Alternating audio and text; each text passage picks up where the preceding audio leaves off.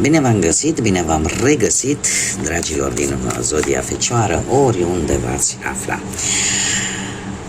Azi voi face o lectură atemporală de data aceasta, fără limită de timp, o lectură pe care voi să o puteți urmări oricând doriți sau atunci când apare în viața voastră. Ca de obicei, nu trebuie să uitați că voi vă construiți propriul viitor în urma alegerilor, deciziilor pe care voi le luați.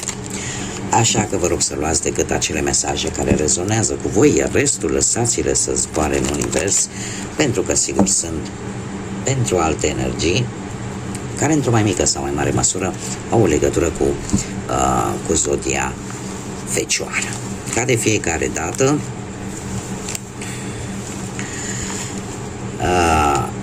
numai un pic să amestec un pic cărțile, am simțit nevoia să o fac așa.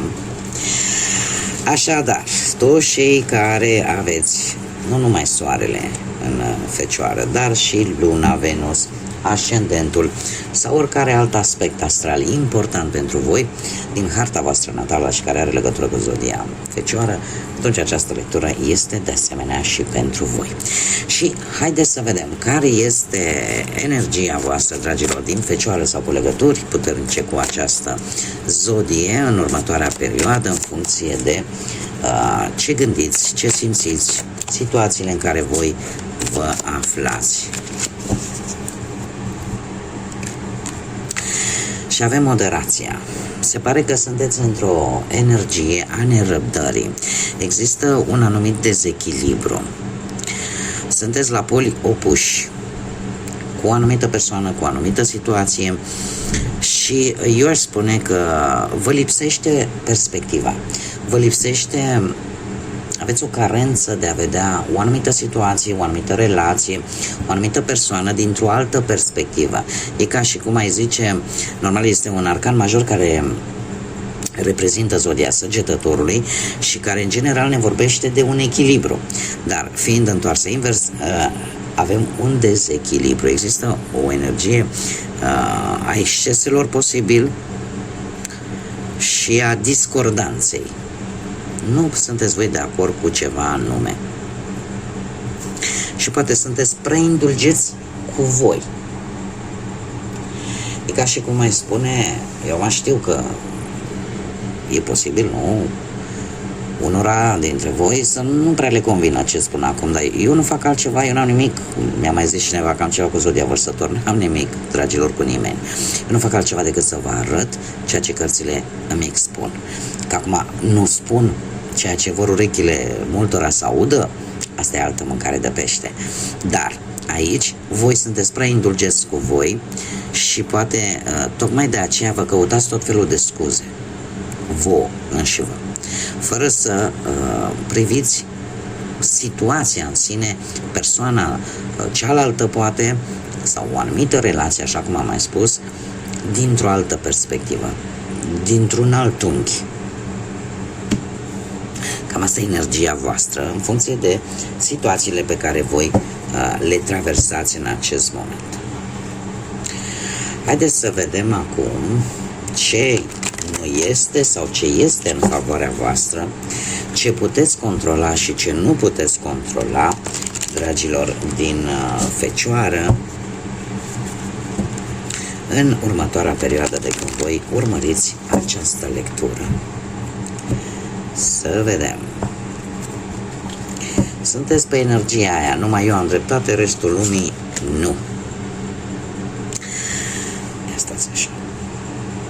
Obișnuită cu... Încerc să le pun în așa fel încât să le și puteți vedea. Da, pentru că sunteți foarte nerăbdători. Uite, am un 8 de bâte aici. Vreți ca lucrurile să se rezolve foarte repede, comunicarea să fie foarte rapidă, să vă eliberați drumul. Pur și simplu, aveți o energie, atât de multă energie, încât, dom'le, eu vreau drumul liber. Poate e vorba de, o călătorie cu avionul și vreți să o rezolvați acum. Nu mâine, nu poi mâine și foarte repede și foarte bine în același timp. Vreți ca răspunsurile să vină într-un mod foarte rapid la voi, negocierile poate să se desfășoare foarte rapid, o mutare să se producă foarte rapid.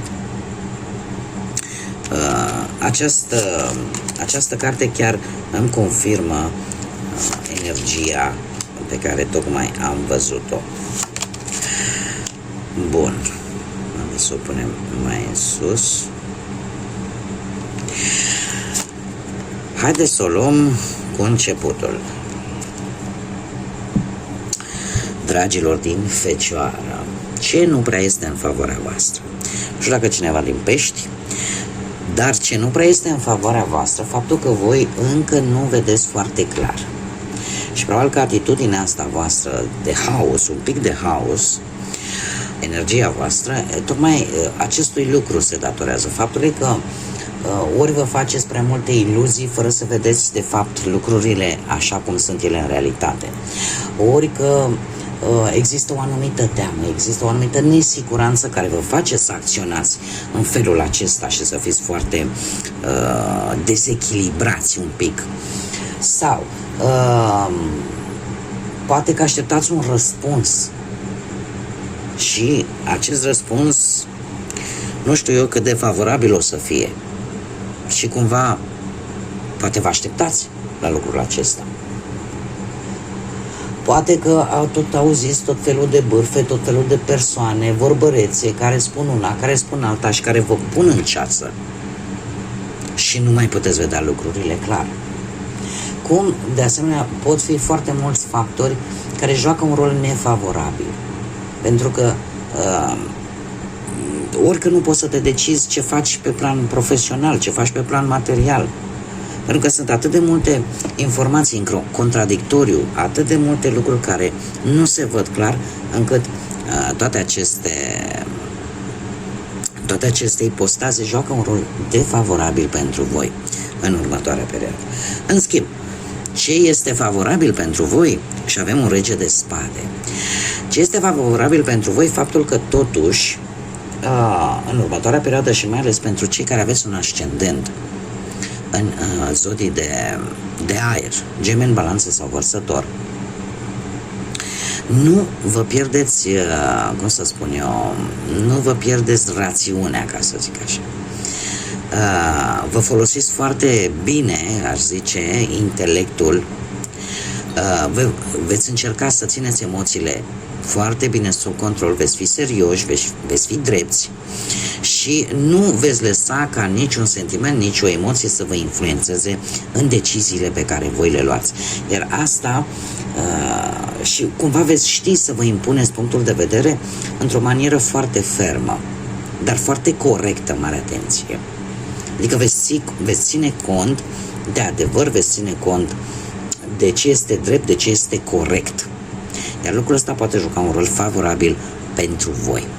Acum, la modul general, până acum am spus pentru cei care aveți un ascendent poate într-o zodie de aer. Dar, per general, ce va juca un rol favorabil pentru voi este comportamentul vostru. Comportamentul vostru față de poate de cineva care vă cam deranjează, că e șef, că e coleg, că e vreun asociat, cumva, chiar dacă nu va pune preț pe problemele tale personale și va avea așa acest comportament destul de negativ vis-a-vis de voi, cumva în ceva pozitiv se transformă atitudinea voastră de a face ceea ce este corect, de a nu încălca anumite reguli, vă poate ajuta, poate juca un rol pozitiv. Ce vă mai poate ajuta sau ce va fi foarte favorabil pentru voi? Faptul că veți înțelege în sfârșit într-o manieră foarte clară o anumită situație. Fie ea legată de profesie, fie legată de bani, fie legată de relații.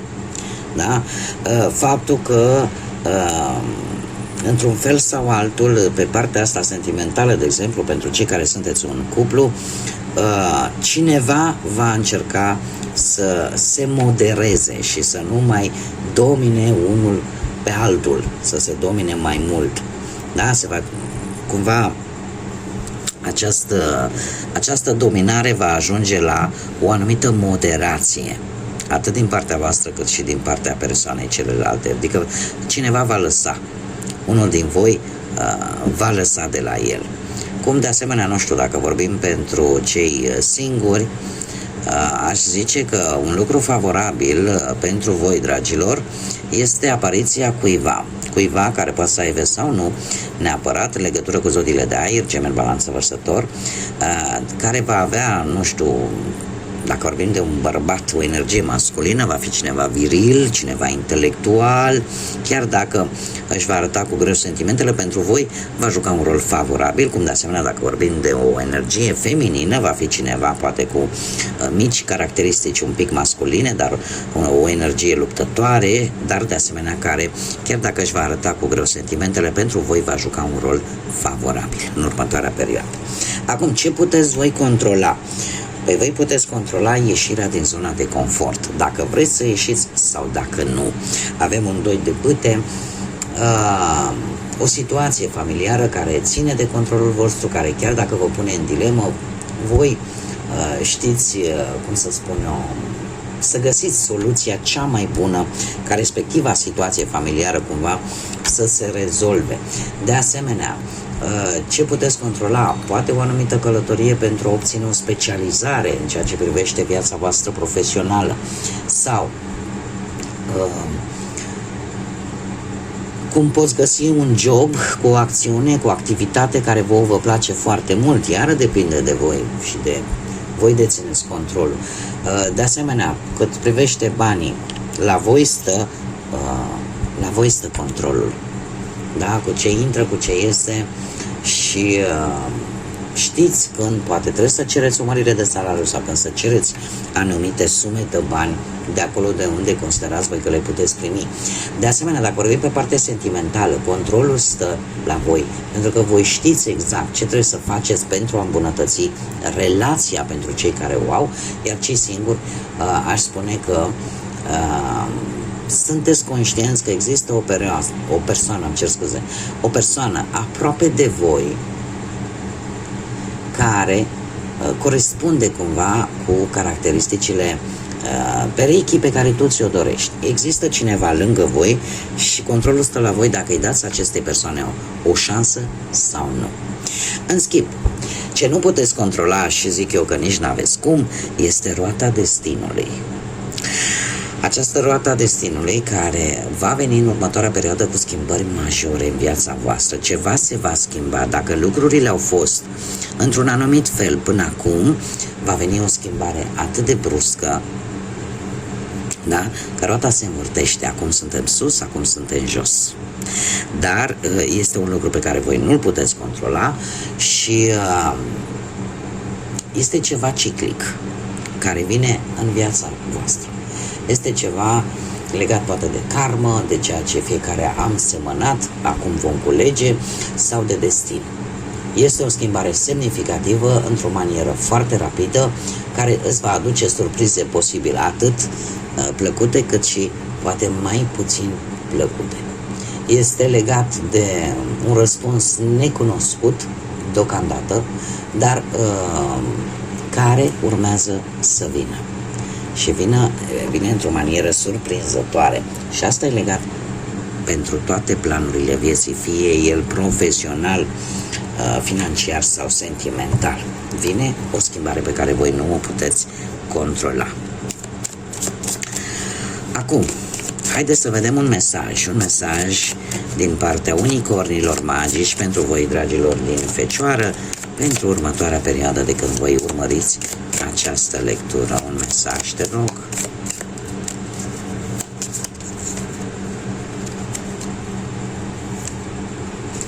Crede în tine. Crede în tine și vezi. Încearcă să te vezi făcând totul bine și atunci vei câștiga.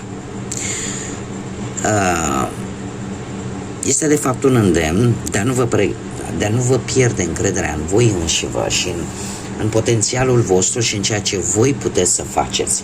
Este bine știut faptul că voi ca și zodie, mai ales cei care aveți nu numai soarele în fecioară, poate și ascendentul, poate și alte planete sau mai multe planete în această zodie, în afară de soare, voi sunteți foarte atenți la detalii, voi sunteți cei care în permanență își dedică foarte mult timp pentru ceva care vă preocupă. Sunteți cei care, încercând să atingă perfecțiunea, elimină ceea ce nu este necesar. Sunteți destul de precauți, aș spune, și